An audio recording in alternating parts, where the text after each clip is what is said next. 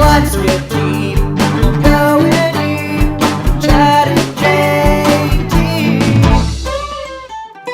JT. What up, Stoke Nation? This is Chad Kroger coming in hot with my compadre. JT, what's up, Stokers? It's What good to up? be back with you. Welcome to the Going Deep podcast. This is the second episode. We're stoked to be here. I'm thrilled. Yeah, we're thrilled. Should we dive right in? Let's get into it. We're going to start off with our current event. Chad, what's going on in the world that's piqued your interest? Okay, so this is a major event that not only affected most of the nation and also my brother. Shout out to my brother Mark. I love you, dude. I love you too. Yeah, JT loves you too. So freezing temperatures have blanketed the U.S. And some parts of the country it was like below 0 degrees in like New England. So shout out to you guys, stay warm. And like New Orleans too, where my brother lives, it was like, he said it felt freezing. So I just really felt for him because like, you know, you live in a place like New Orleans and you're like, I like being down here because I know I can bronze pretty Every consistently. movie I've seen that takes place in New Orleans is sweaty. Yeah, you think it's like tropical and you just like, it just sounds like a good place to really bathe in the sunlight. And then winter comes and you're like, there's like snow on the ground and you're like, fuck. So, Yeah. I'm half expecting White Walkers to come out of like, you know, your favorite crawfish joint. Yeah. So just, you know, shout out to my brother. Hope you can maintain your bronze in these trying times. And shout out to everyone out there affected by these cold temperatures, you know, like, and, you know, Apollo, god of the sun, turn up the heat, dude, because people are getting pasty. So Show us the power we know you possess, Apollo. yeah. How about you? My current event is, I'm sure you heard about this. There was this couple that had chained up their 12 kids and would basically, as you can probably surmise from that, treat them like shit. Yeah. Kids like 4 to 29, they basically built their life around torturing their own children. And, you know, you can just embarrass your kid at Little League practice. You don't need to chain them up and not let them participate in the world. Yeah, that seems a little heavy. Maybe there's some jealousy there. I'm Yeah, ready to drop the hammer of judgment and call them bad parents. I think you were right in doing that, dude. That's pretty messed up. And I don't do it lightly. You're a pretty fair dude. Well, and I was talking to my brother about it, and I was like, dude, like these kids, like they've never seen like a nice break. They've never had a good fish taco. Yeah. They've never seen Fast and the Furious. And then my brother was like, that's all really heavy, but even heavier than that, they've been chained inside. And I was like, damn, dude, like you really crystallized what's so heavy about this situation. Dude, not only that, I followed this story too, and I saw a photo of them at Disneyland. And then knowing what we know now, like I'm sure their parents didn't even let them get churros. Oh, wait, they brought the chained kids to Disneyland? Yeah, they brought them to Disneyland. There's like photos, but you can tell that those kids probably didn't get churros, probably didn't get to Red Space Mountain. Yeah. Probably did just do that like President's Hall bullshit simulation thing. That's not even like a fucking ride, so... Let's hope that those kids get to go back to Disneyland and enjoy the full amenities of the park. Yeah, we should make that a campaign to get them there, get them some churros. And get them hooked up with whoever they're attracted to. Yeah.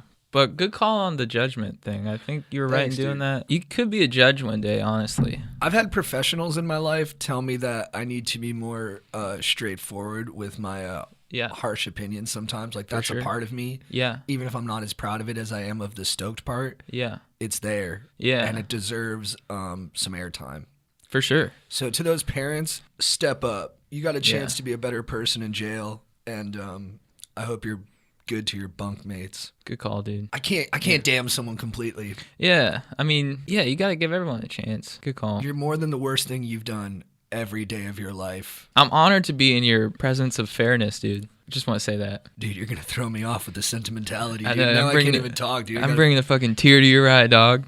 We got that on video, too. You guys see that? We're doing the legend of the week, and I think I just got a brand new legend. You mean it, dude? A familiar one that I've named often, but he's back taking the crown. Chad just hit a mega double bicep flex. What up? All right, so you just going into Legend of the Week? You want to start off? I'd like to hear yours first. All right, starting off, I'm coming in. This one's kind of coming from left field, but once I name the name, you guys will know who I'm talking about. I'm talking about Legend of the Week for Chad is Martin Henderson. You may know this dude as the star of Torque. Now, Torque was a pretty controversial movie. A lot of people thought, you know, okay, this is kind of a knockoff of Fast and the Furious, you know? Yeah. And they're like, are they trying to take away from Fast and the Furious? But like, if you watch the movie, it's actually about motorcycles. So I think they really captured the Fast and the Furious thing with motorcycles. Yeah, it's and like a totally different means of transportation. yeah, and I honestly, I think it was a good homage to Paul, you know, to just be like, dude, we love what you do, and we're going to do it on crotch rockets. And they did have that joke in there where they were like, Martin Henderson's character's like, I live my life a quarter mile at a time. And then one of the characters is like, that's so cheesy. Yeah. So they were throwing a little shade at Fast and the Furious. A little shade. But I think what redeemed him, though, in that movie, there's a couple things. He fought that dude, or the guy got in his face. This is just a testament to like his maintenance of Stoke.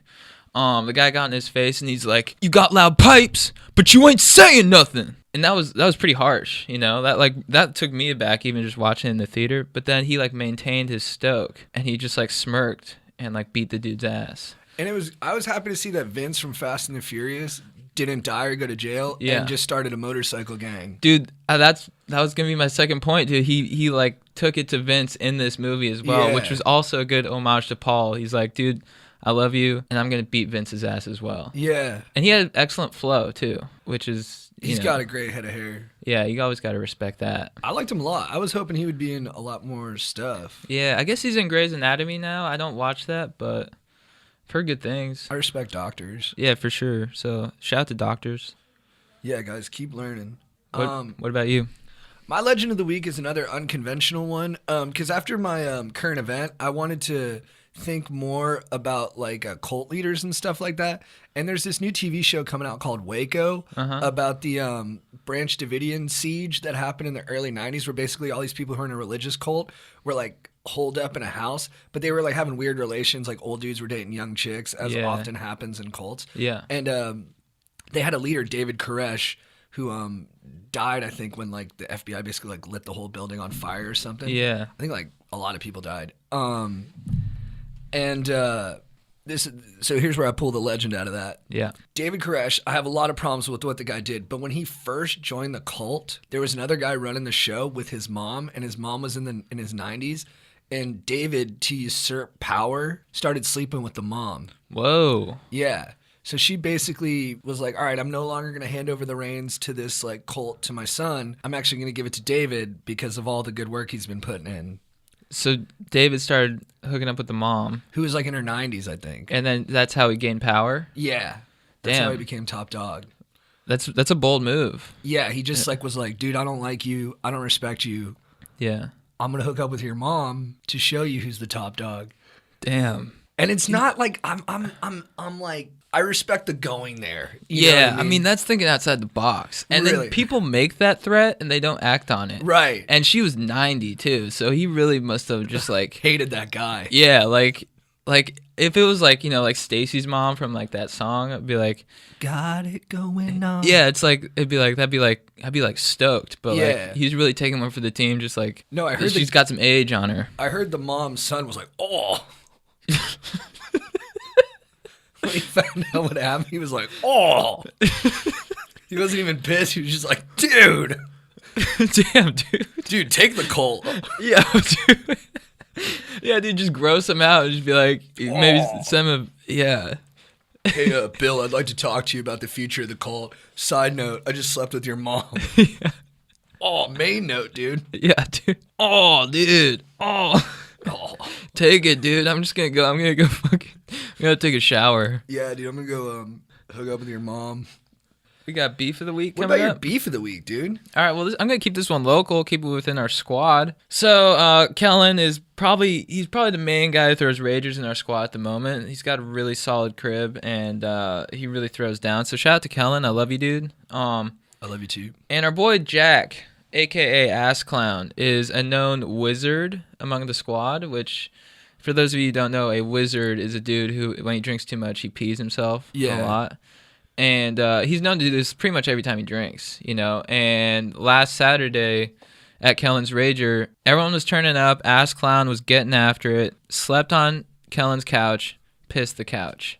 You know, at first glance, you could be like, you know what? Ass Clown is in the wrong. Kellen wants a new couch, so maybe Ass Clown should get the new couch. But then if you look back at it, this is Jack, aka Ass Clown's argument. He thinks that, you know what, Kellen knew what he signed up for when he invited him over. Right. He's like, dude, you know I pee. You know I'm going to pee somewhere. It's sort of like signing like a waiver. It's like, yeah, dude, my bad for ruining your couch, but you knew I was going to pee. Right. Like, how many times can you keep going back to the same person and then blaming them for their behavior? At some point, you're tacitly endorsing it by continuing to party with them. Well said, dude. Oh, great words in there, too.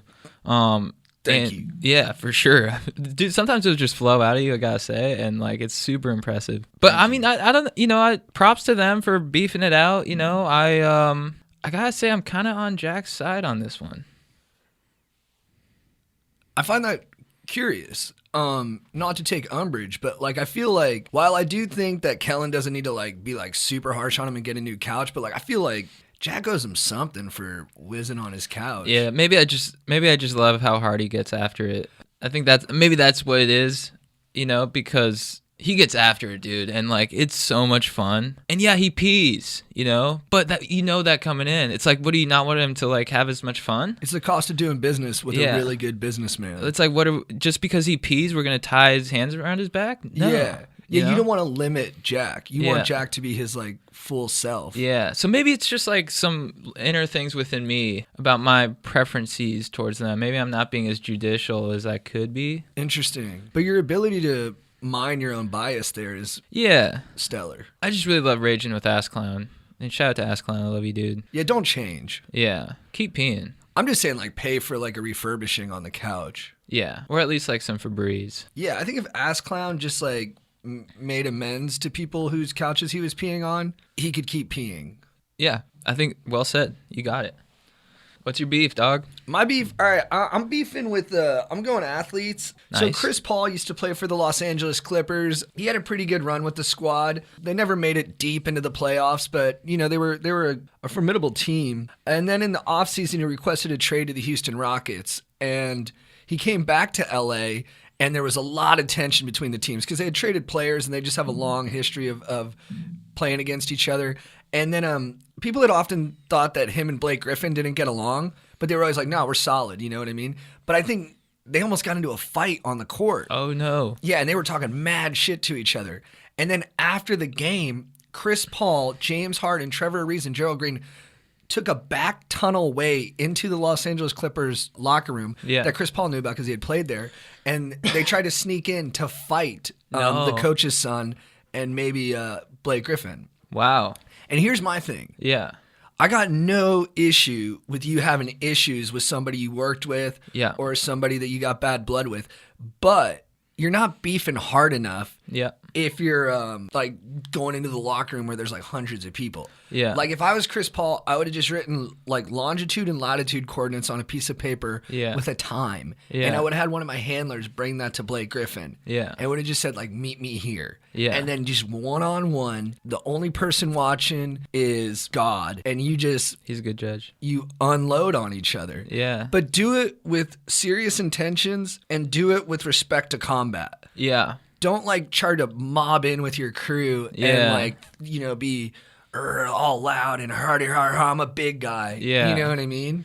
Yeah, I think just owning up to like, all right, we have this beef. Let's fucking grill it up and eat it in an honorable way. Right. I think we're losing some honor in society these days. Yeah. And I think we need to just be honest. Be like, we have this beef. Let's meet up and let's go after it. Yeah, like Rocky 3 at the end. It's just like Apollo and Rocky. Yeah. Former foes, now bonded through their common struggles. Yeah. And they just fight each other one-on-one and they don't tell anybody about it. Yeah. That reminds me. I mean, we saw it because it was in the movie, but for sure, people inside the movie's universe had no idea. Yeah, like they set that up and that was pretty wild. You know, I also think of Uma Thurman and Kill Bill. Right. That final one. They just hashed it out first. They're like, what up? And he's like, yeah, I have a daughter. And he's like, that's your daughter. And she's like, oh shit, you know, and then they fought. It was very well thought out. And maybe Blake and Chris get to a place where they dialogue through it and they don't even have to throw down. Yeah. But when you got all these other people around and when you're trying to show up for your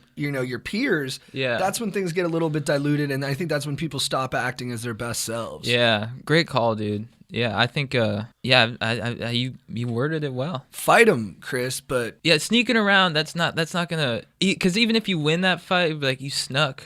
You know. yeah, and you brought people and like you're picking Yeah. on the coach's son. It's Yeah, have some honor. yeah, come on, Chris. I know you got it in you, dog. All right, you want to get into some questions? Yeah. Let's fire it up. This question's from Joey. Yo, Chad, what's the meaning of Chad goes deep? Why is it goes deep? Is it brain-wise or deep in the women? I'm just gonna say brain-wise, dude. The whole point of Chad Goes Deep was to initially bone up on my knowledge, but as it's gone along, I think it's been to raise stoke. I'm always looking for knowledge. Like knowledge is pretty rad, but I'm going deep into. And JT, you're coming along on this journey of going deep into issues and stuff, and just trying to raise stoke, and maybe go deep into why there's less stoke in some situations. You're just finding answers. Yeah. So I know it has that connotation of with chicks, and like I love the ladies. Don't get me wrong. For sure. But I also respect the ladies. Absolutely. And I just want to make that clear. Like, I'm not saying I go deep. Like, it's not like a porn name. I'm just going deep into like raising stoke. Yeah, with chicks, I think Chad doesn't talk about it. He just is about it. Yeah, thank you, dude. And then going That deep, means a lot. he's boning up on knowledge. He's not talking about boning down on women. Great call. We got Chad next. Chad, do you see yourself being able to exceed the Canadian OG Chad Kroger stoke meter from the band Nickelback? The dude fucking wrote Rockstar and Picture. Why take on the name of a true Canadian legend? Well, your parents named you that, so you didn't really take it on. Yeah, people keep. I'm like, dude, my name's not Nickelback. Yeah. I'm not really trying to one up anyone. I just, I have a ton of respect for that dude. Those songs, they really do amp me up. People may say they're corny. They do have a corniness. I mean, what do you think, JT? I think they're a tremendous band. I mean, I think people make jokes, but at a certain point, it's a lazy joke. Like, you haven't even really dipped into their catalog. You're just saying what you heard other people say. Yeah. I think most people, if they really went to a bunch of Nickelback concerts, they'd be a fan. Yeah. I mean, I sometimes find myself, it comes on the radio, and I'm like jamming out, and I'm like, oh, shit, that was Nickelback, you know? Right. So they have some talent. So, like, I want to be on even terms, and, like, props to that dude also for bagging Avril Lavigne. She's a babe. Yeah. So, I aspire to get up to his greatness one day. I think we're on the way. It's a noble quest. Yeah. I mean, maybe not through rock songs, but maybe through stoke songs. Pod songs. Pod song. Good call. I think their song, If Everyone Cared. Yeah. If everyone cared and nobody lied, we'd see the day when nobody died. Yeah. Seems like kind of your motto, dude. Yeah, and I don't know if it's feasible, but, like, it might be. Yeah. And it's a beautiful message. Yeah, in the video they show a bunch of people who, like, fought against tyranny. And, yeah, if that's something that you think is cheesy, why don't you reassess your values, you pretentious motherfucker? Yeah. Sorry. You okay? I think so. He's okay. Thanks, dude. You need to take some water? Should I hit 10 push-ups real quick? Yeah, dude, do it. Just did them. Here's a good one. Why was Dom not mentioned when talking about bald stallions? In the last episode, Chad was talking about how when dudes go bald, they really step their game up. Do you have a vendetta against him? And if so, why? No. I just want to make that clear to Vin and The Rock. Who did he say? Yeah, he said Dom. He said Dom. Yeah. Dom, total respect for you, dude. I love you, dog. Family. It was a huge omission. Huge. I was listening to the episode and I noticed that I'm like, I forgot Dom. I forgot Toretto. I had to tell you to go easy on yourself because you were like beating yourself up, and I was like, dude, I don't think Dom would want you to lose your stoke because you just like blanked on him. Like I ate only like half that fish taco. And when it affects my consumption of fish tacos, it hurt me. Yeah. So, back to that question from the first episode, dude, you can be legends like The Rock, Joe Rogan, and Dominic Toretto. Love you, Toretto. Shout out. That was a stellar list. Thanks. Colin, there's this super ultra mega babe that gives good BJs, but she only hooks up with dudes at Ragers. My parents don't let me go to Ragers because they're uptight. Help me, Chad and JT. You're my only hope. Well, I think there's one flaw in you're looking for just the BJ. I think you need the whole female, right? I think that's definitely his thinking is a little bit one note. Yeah. Like, Like, I don't think she's gonna be too into a dude who's like, "Hey, I heard you give good BJs. You mind if I grab one of those?" yeah, like I snuck out to come to this rager to get a BJ from you. Yeah, however romantic that might sound, Yeah. it's a little bit incomplete. Yeah. I mean, it sounds good in your head, but then once you do it, it's not going to work. And look, we've all made mistakes, but this is just this is like the most grown-up advice I'm capable of. Yeah. And to the second part about your parents being uptight, have you been honest with them that there's a girl who gives good BJs that you'd really like to meet? That's a good point. You could point that out. I think your parents probably perform oral sex on one another. Yeah. And I'm sure they understand how wonderful that can be. And maybe Yeah. if you could impart to them that you really hope to participate in that union, Yeah.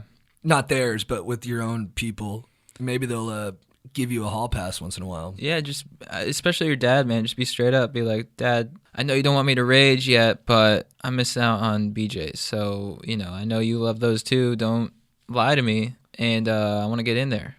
Hey, Dad, can I talk to you real quick? I got my report card and I got a 3.8 GPA. My class rank is 17th Nice. out of 600. And Good job. I've really son. been kicking it. I've really been killing it with the extracurriculars, and I've been taking really good care of your daughter, my baby sister Sandy, and helping her get through some trials and tribulations at elementary school. And all of these things have really made me realize that I think I'm deserving of a pass to go to a rager so that I can maybe get a BJ. You want a BJ, son? Yeah, Dad, I do. All right. You can do it. There you go, buddy. We just modeled it for you. Yeah. That's how easy it is. He's going to say yeah every time. And that was a great argument, too. I think he can say that verbatim. Yeah. Yeah. Yeah, take what I said and kind of like mold it to your own super sick life. Yeah. And then if your dad has issue with you asking for that, tell him to call us and we'll deal with him direct. Yeah. All right, Benjamin. I was wondering if in your podcast you could help me out with some girl issues. There's this girl I really like in my homeroom class, but she gets weirded out when I stare at her for too long. Please help. Dude, that's a struggle I always had. It's hard not to stare. Totally with you on that, dude. It's tough. What's a good way not to stare? What would Paul do? He would not stare. That's great advice. He would order a tuna sandwich. Watch Paul Walker movies, watch George Clooney in Out of Sight, Yeah. and then just kind of take notes and fake it till you make it. Yeah. Respect you for respecting the female form. Like, honestly, that's tight. And, I think she probably secretly appreciates how much you appreciate her. But think of your heroes, too. For sure. Yeah, and I think, dude, the fact that you're aware that you're staring too much means you probably have the internal equipment to stop staring as much. Yeah. Self-awareness is pretty epic. All right. Hallie, hey, dudes, how do you stop being shy around acquaintances? You get stoked? Yeah, if you're excited about things. Maybe if you fake the stoke, and that creates real stoke. Yeah, fake it till you make it again. Yeah. I know if I just commit to it, like I'll meet people who would be super intimidating, I'll meet like Big Raj who dominates the pier, Terry who owns 3 poke shops, and I get super shy because I respect them so much. But a lot of times if I act like I just had a really good surf session or just ate a fish taco or just watched a sick movie, I'll come in firing and I'll just be like, "What up, Raj?" "What up, Terry?" Come in hot like that, and they'll respond with the same energy. And they'll be like, "Damn, Chad's really coming into his own.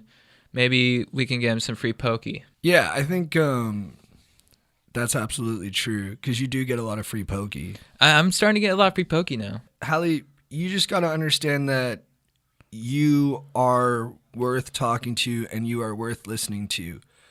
These people are not chiller than you. You are one of the chillest people ever. Yeah. And it's high time they found out about it. You have a lot to offer. That's beautiful, JT. Self-worth. I dig it. And it's cool to be shy. It means, you're sensitive. Yeah. But it's cool to be sensitive. So let people get to see that. Can you talk about Strider and Boomer Kingsley? Yeah, all day.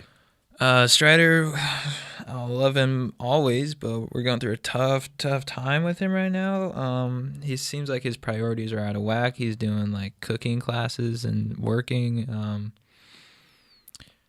But It's also winter, so he's pretty pasty. I think, yeah, he's got a pretty narrow perspective on what it means to be an adult. Yeah. And I think we're just trying to keep his mind open to the things that used to make him happy, because we don't think those preclude you from being a good adult thing. Yeah, to be like a solid adult, you need to take words like shift and wage out of your vocabulary. And replace them with like lift and Yeah. rage. Boomer is I've gotten a lot of DMs from people asking about Boomer. He's off the grid in Indo getting tubed. I've seen photos. He looks amazing. Stoked on Boomer. Very adult. Yeah, just sipping on Bing Tangs, just getting barreled. And Boomer, I hope you can do that as long as you can, dude. His parents helped him out. Yeah, they paid for the trip. All right, Sam, a couple of my best boys moved to Chicago last year and left me slamming mugs solo in Knoxville. I've been up twice since they moved to visit them, and neither of them have been back down in Tennessee since they left. Do you think I should branch my bros out or stay faithful on their return? I think branch. If you're branching out and you're trying to make bros, I think deep down in your deepest bro, you're going to know that you're taking command of your life and of your happiness, and that's going to make you a better, stronger bro. And then let me tell you something. When you tap into that, when you start making new bros and start making new bro debt friends, those friends in Chicago are going to notice, and they're going to be coming back down every weekend. Every fucking weekend, dude. And you know what? Like recurring theme, don't export your stoke to other bros. Find it within. I think you said it right there. Find it within.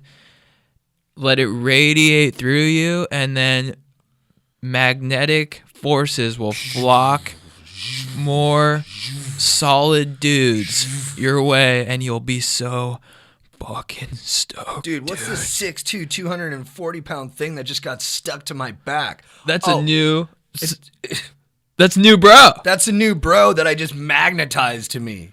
Damn. What up, dude? What's your name? Daryl?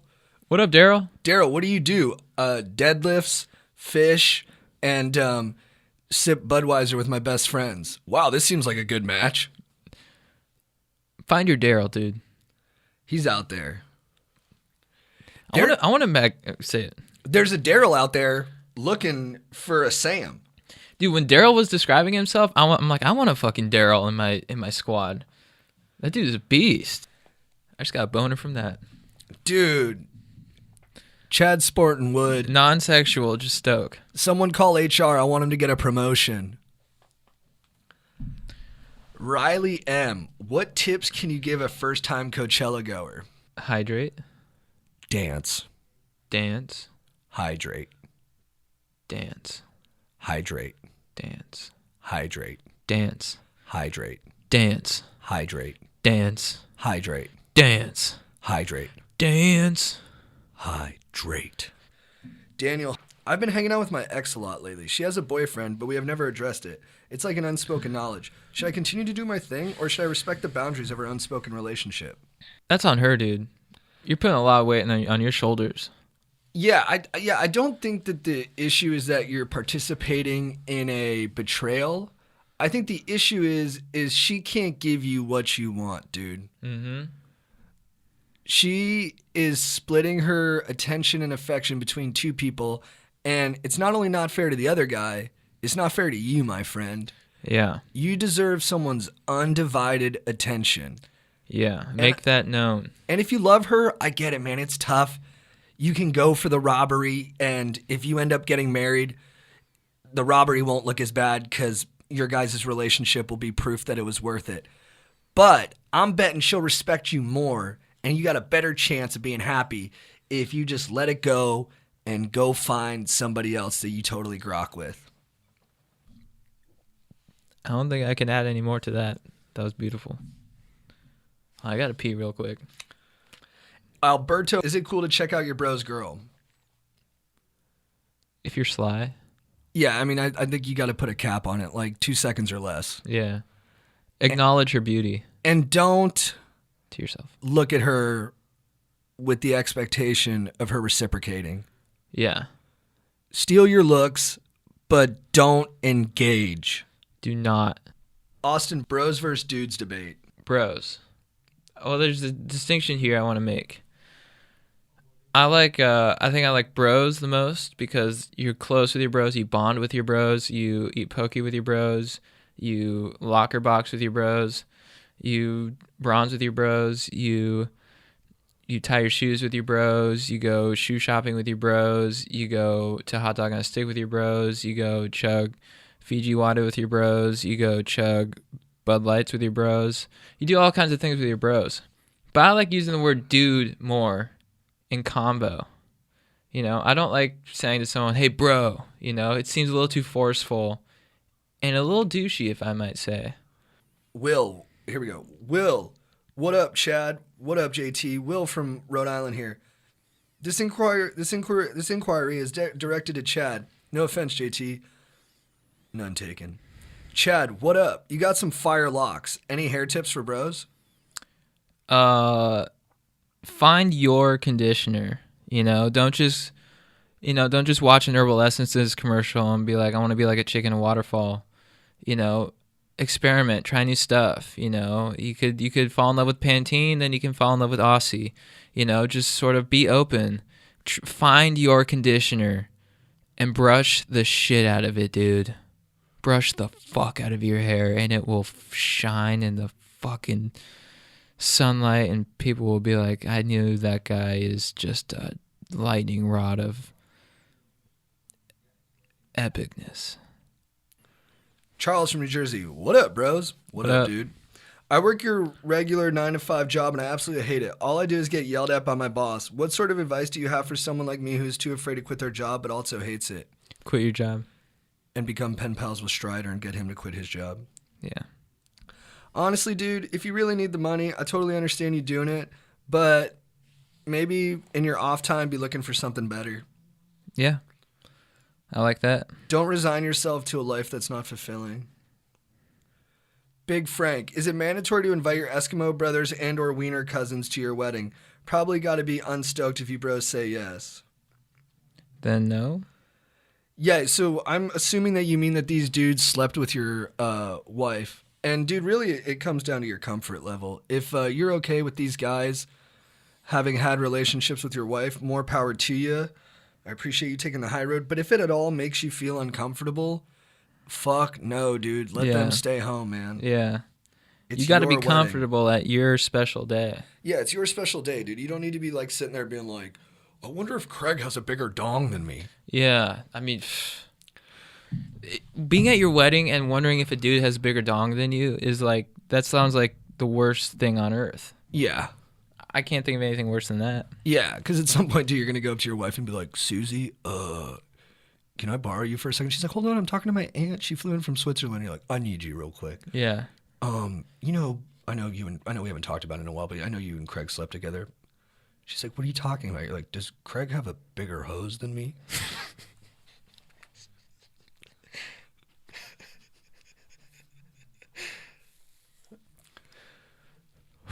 That's a tough one, dude.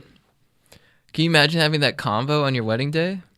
Because that's going to come up. You're like, you got to ask about your fucking hog. And she's like, honey, you've got a great hose. And then you're like, honey. And she's like, Craig's hose is fatter. And then you're just like, oh, God. Oh, my God. Fuck. Craig's like ripping it up on the dance floor. He's never looked happier. You're just like, can this guy just take it down a notch at my wedding? Leading the conga line with his frickin' python.